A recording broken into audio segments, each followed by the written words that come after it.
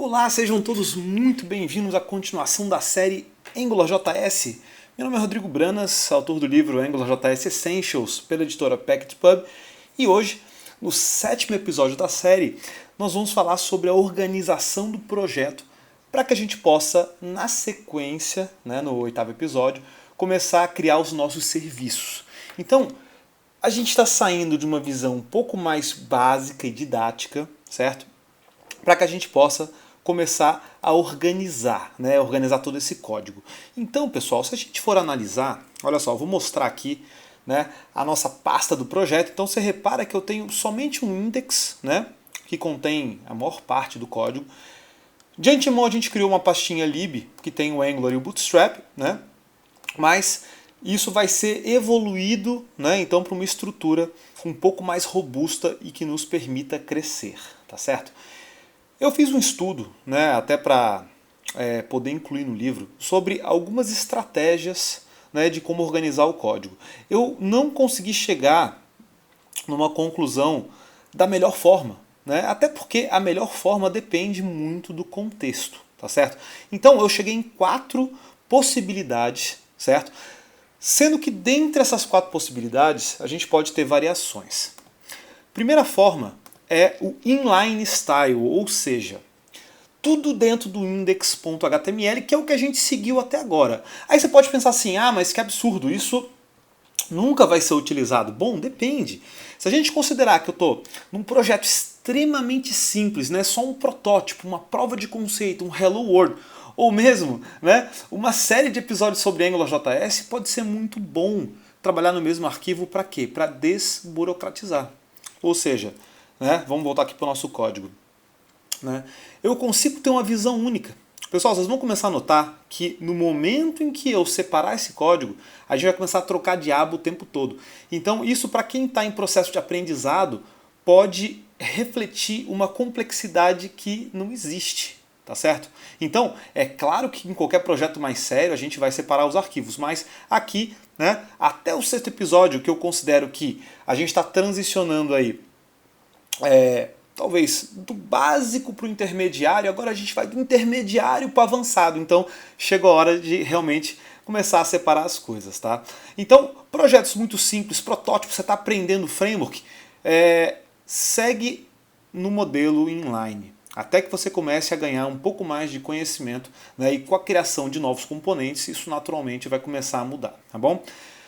Segunda forma de organizar, eu chamo de estereotipado, então stereotyped style. Olha só, agora a gente já saiu, claro, de index junto com AngularJS para uma estrutura que já contempla algumas pastas. Então repara só, eu tenho uma pasta CSS, onde eu já abrigo aí o meu app.css, você pode dar o nome que você quiser, sendo que a pasta CSS também costuma ser chamada de quê? De style, tá?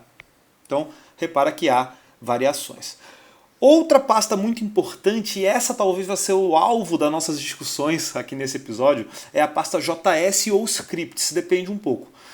Quem está acostumado a usar algum gerador de código, como o Yo, que faz parte do Yeoman, vai ver que ele gera de uma forma pré-definida pelos seus construtores, muitas vezes não segue esse padrão, segue outro, então você vai ter que analisar o que você gosta mais, porque obviamente não tem certo e errado, tá? Então, dentro da pasta JS, no modelo estereotipado, a gente tem um arquivo por estereótipo, por tipo de componente.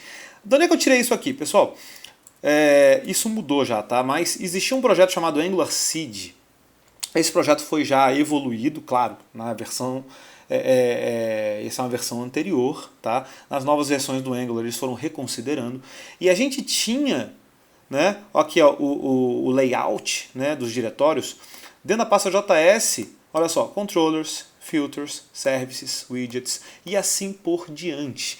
Então a gente chega em algumas conclusões. Pô, mas será que isso é útil? Será que isso é bom? Depende. Se eu estou num projeto com pouquíssimos componentes, com pouco código, com domínio simples, pode ser que seja útil.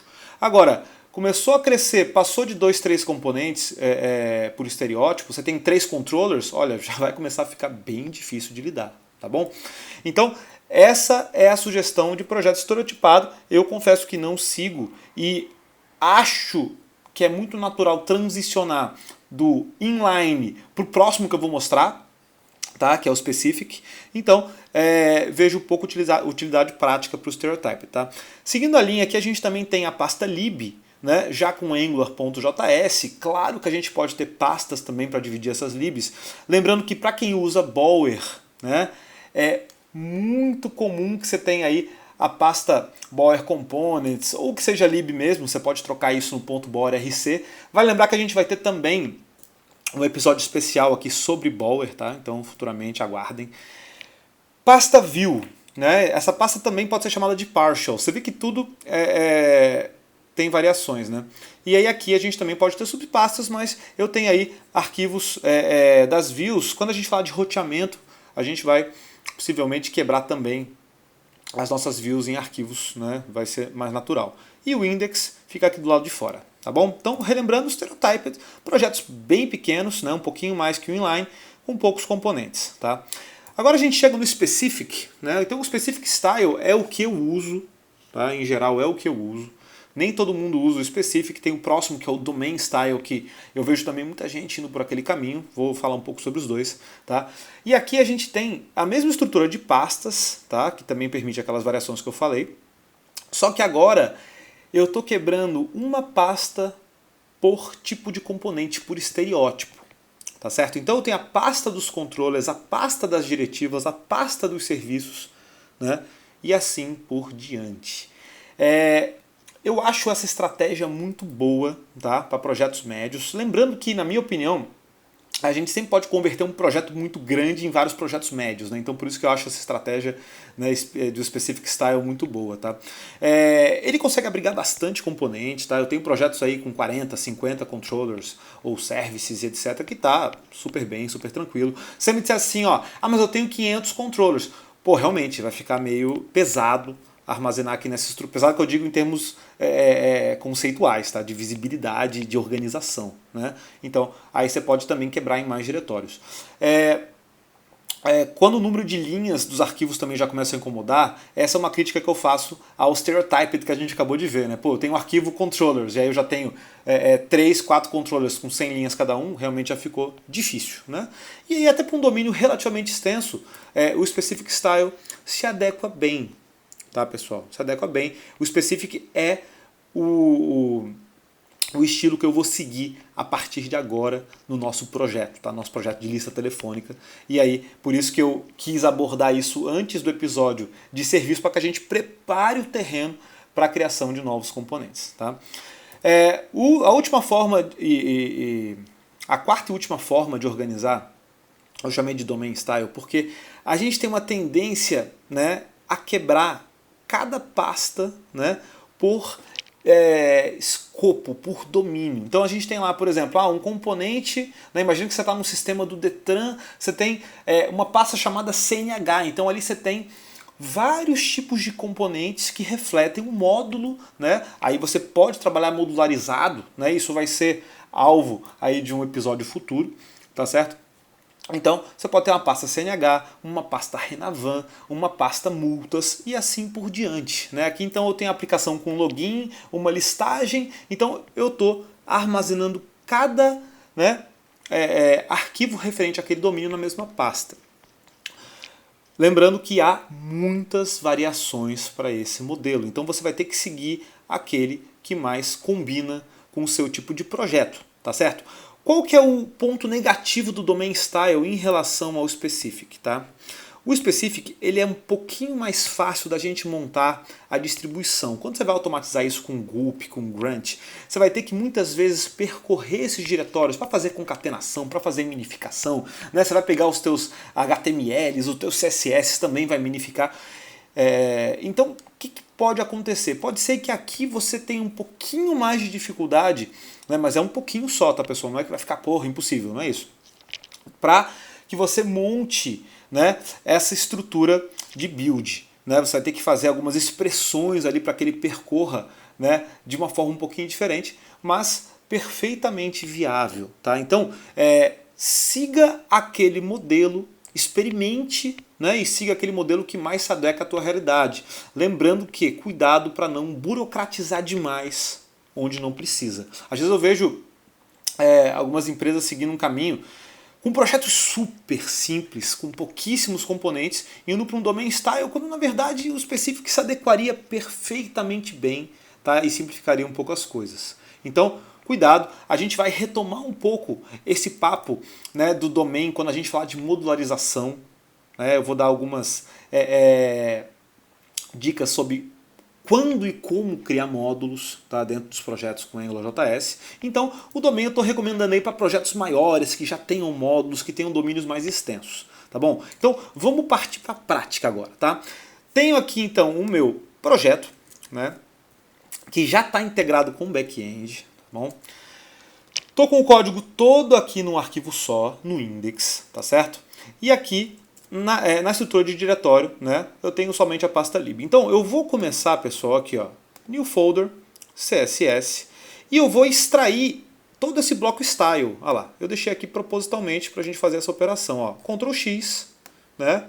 E uma dica interessante é faz, salva, verifica, faz, salva, verifica. Nunca extrai várias partes, tá, para depois testar, porque se der alguma coisa errada, você vai ter que dar Ctrl Z várias vezes até achar o erro, tá bom? Então olha só, tirei o style, salvei, né? Dei refresh, não ficou tão legal, né? Já perdeu aqui as nossas configurações, né?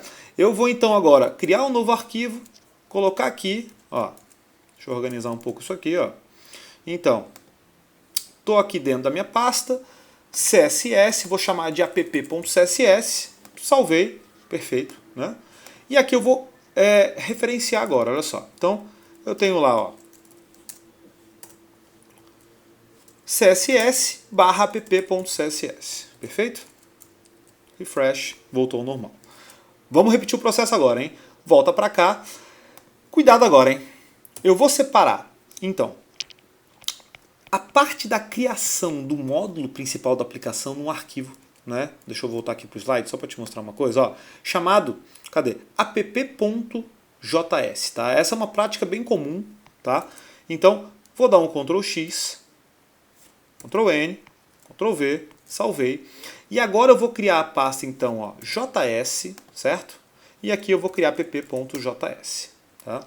Volta para cá, vamos importar. Então, script source igual, js barra appjs, salvou, voltou para cá, deu refresh, deixa sempre o teu console aberto para ver que se dá algum erro, né? Beleza, tudo funcionando. Vai para frente. Agora, controller. Então, vou extrair todo esse bloco aqui, ó. Ctrl X, Ctrl N, Ctrl V. Ó. Criei um novo arquivo, tá certo? Beleza. Vou salvar então, ó, criando a pasta controllers. Ok? E aqui, ó, pessoal, agora é importante, hein? Dá o mesmo nome, ó, lista telefônica controller.js, porque assim vai ser muito mais fácil no teu ambiente de desenvolvimento você encontrar os arquivos, tá certo?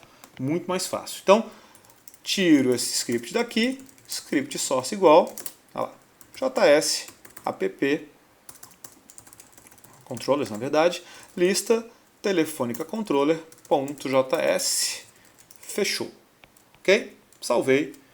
Fiz refresh, segue funcionando. Beleza. Então, aqui, ó, novamente a visão. Já tenho tudo extraído, tá bom? Eu ainda tenho um bloco aqui, ó, do footer.html, e aqui vale lembrar também que eu vou fazer a mesma coisa, tá? Então, vou criar aqui mais uma pasta chamada view e vou mover o footer. Lembrando que essa pasta view podia ser partials também. Coloco o view barra, certo? Sempre a partir de index, tá? Tudo vai acontecer dentro de index. Vou dar mais um refresh. Olha lá. E segue funcionando. Tá bom, pessoal? Então, olha só, vamos ver como é que ficou no fim das contas. Olha só, vou mostrar em forma de lista aqui. Ó. Eu tenho, então, CSS, JS, lib e view, além do meu index. Se entrar aqui em JS, eu tenho app controllers, aqui eu tenho lista telefônica controller, tá bom? Então, seguimos aqui o specific style, tá? Eu vou seguir, então, em todos os próximos episódios, criando novas pastas, porque agora a gente está indo, né, já num caminho de intermediário para avançado, ou seja, vamos criar serviço, vamos criar filtro, vamos criar diretiva, né? Depois ainda vamos falar de roteamento, então vamos criar nossas views, tá bom? Então vai ser absolutamente importante estar com tudo isso muito bem organizado. Então tá bom, pessoal, obrigado por assistir, eu vou ficando por aqui. Não percam o próximo episódio que vai falar sobre a criação de serviços, tá bom? Então ele vai ao ar na sequência. Peço que vocês se inscrevam no canal, compartilhem, tá bom? E eu vou ficando por aqui. Até mais!